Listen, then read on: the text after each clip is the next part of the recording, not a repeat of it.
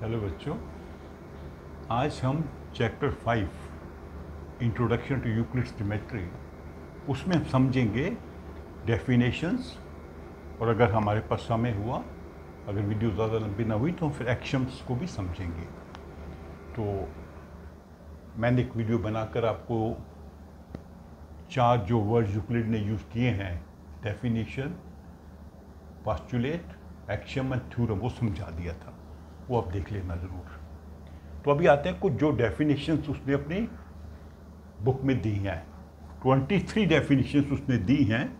तो हम जो है कुछ आपके इसमें टेक्स्ट बुक में सिर्फ 7 या 8 दी हुई हैं, 7 उनको समझ लेते हैं। ठीक है, वैसे यूक्लिड ने 23 डेफिनेशंस दी हैं। डेफिनेशन क्या होता है? किसी वर्ड को डिफाइन करना। तो पहला जो वर्ड उसने डिफाइन किया, point. Point is that which has no parts. ऐसी चीज़ जिसका कोई पार्ट्स नहीं है। अभी यहाँ पे समस्या ये है कि उसने बताया नहीं कि पार्ट्स का मतलब क्या है। तो वो ये मानकर चल रहा है कि आपको कुछ शब्दों की जानकारी है। तो आपको जानकारी है कि नो पार्ट्स का मतलब क्या हुआ। तो ये मानकर वो चल रहा है, वही मानकर उसने डेफिनेशन दी है। Point is that which has no parts. इसका कोई पार्ट्स नहीं है, ना कोई लंबाई है, ना कोई इसकी ब्रेड्थ है, ना इसकी कोई हाइट है। ठीक है, तो ये पॉइंट की डेफिनेशन हो गई। फिर लाइन को कैसे डिफाइन किया उसने? Line is a length which has no breadth. अभी यहां भी लेंथ और ब्रेड्थ तो मान रहा है कि आपको समझ जानकारी है। तो अगर हम सिंपल हिंदी भाषा में ट्रांसलेट करें, लंबाई जिसकी चौड़ाई नहीं होती है। लंबाई जिसकी चौड़ाई नहीं होती है, लंबा तो है पर उसकी कोई चौड़ाई नहीं है। पर ऐसा नहीं कि चौड़ाई नहीं होती है। अगर वो लाइन है तो उसकी चौड़ाई भी होगी, चाहे वो कितनी कम हो। पर जनरली हम इस चीज़ को सही मानते हैं, इस परिभाषा को सही मानते हैं कि लाइन वो चीज़ है जिसकी चौड़ाई नहीं होती, जिसकी कोई ब्रेड्थ नहीं होती।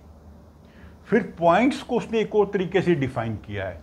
Ends of a line are points. एक लाइन बना दी हमने। लाइन क्या चीज़ है? जिसकी लेंथ है और चौड़ाई नहीं है। जहां पे ये लाइन खत्म हो रही है, जहां से शुरू हो रही है, उनको पॉइंट्स कहते हैं। तो मतलब लाइन एक पॉइंट से शुरू होकर दूसरे पॉइंट तक जाती है। ये आगे उसका वहां भी आएगा जब पोस्टुलेट की बात करेंगे। फिर क्या कह रहा है? Straight line is A line which lies evenly with points of itself. Sorry, on itself. Points on itself.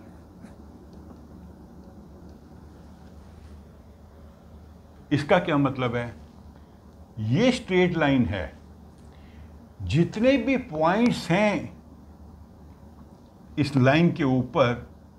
Point क्या मतलब? विच हैज नो पार्ट्स, जिसकी ना कोई लंबाई है, ना कोई चौड़ाई है, ना कोई ऊंचाई है। वो सब पॉइंट इसी लाइन पे हैं।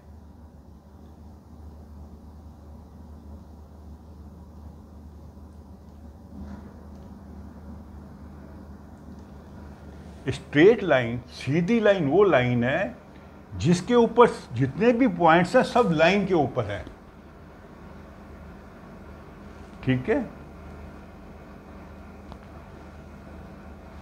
Evenly. Straight line is A line which lies evenly with points on itself. कोई पॉइंट जो है ऊपर नीचे नहीं है।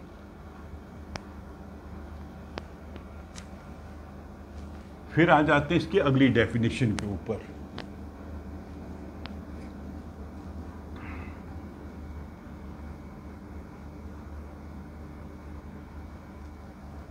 डेफिनेशन 5 जो आपकी बुक में दी है। अगर आप देखेंगे, आपका जो बुक का जो नई बुक है उसका पेज नंबर है, कहाँ है पेज नंबर इसका? 61, 62 पर है। Page number 62, page number 62। Surface is that which has length and breadth.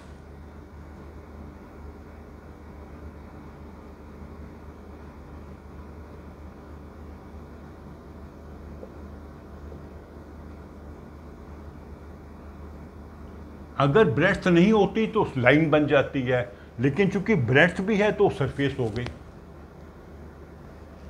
ठीक है ना। मान लीजिए ये प्लेन सरफेस है, इसकी लंबाई भी है, इसकी चौड़ाई भी है, लेंथ ब्रेड्थ, तो एक सरफेस बन गई हमारा। जैसे मान लीजिए फ्लोर है, इसकी लेंथ भी है, ब्रेड्थ भी है, तो ये होगी इसकी फिफ्थ डेफिनेशन, सरफेस।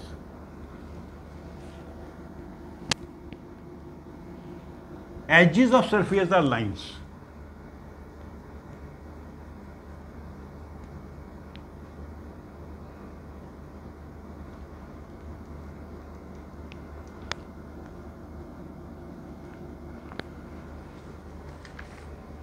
ये मान लीजिए एक प्लेन सरफेस है, इसका एक एज ये है, दूसरा एज ये है, तीसरा ये है, चौथा ये है, तो ये 4 लाइंस हैं। जो इसका एज है, जो इसका किनारा है, ये भी किनारा है, ये भी किनारा है, ये भी किनारा है, तो ये स्ट्रेट लाइन है, ये स्ट्रेट लाइन है, ये स्ट्रेट लाइन है, ये स्ट्रेट लाइन है।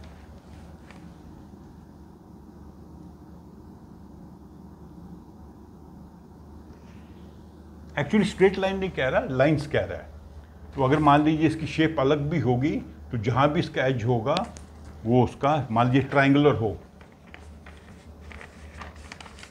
ऐसा भी ले सकते हैं हम।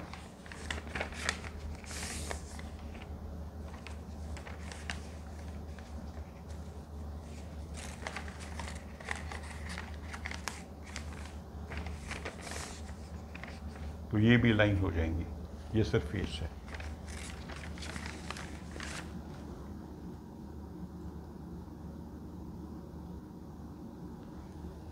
फिर आगे plane surface.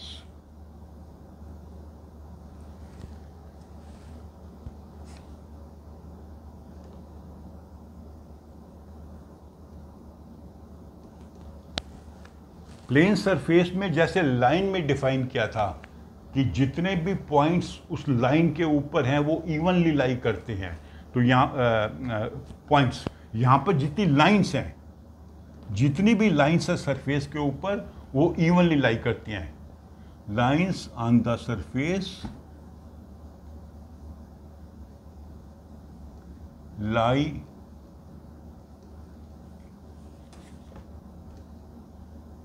evenly on it.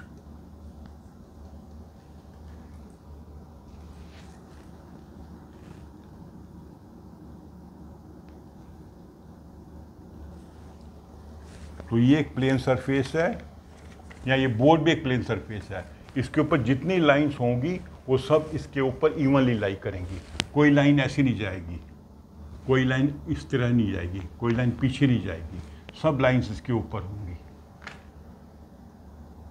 In fact सभी लाइंस इन एजेस के पैरेलल होंगी।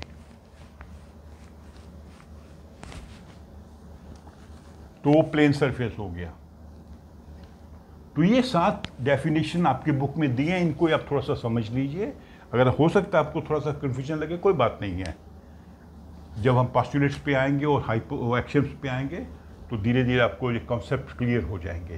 तो बेसिकली हमने समझा पॉइंट की डेफिनेशन, लाइन की definition, points, straight line, surface, edges which are lines, और प्लेन सरफेस। तो ये 7 डेफिनेशंस हैं जो आपकी बुक में दी हैं, इनको आप समझ लीजिए।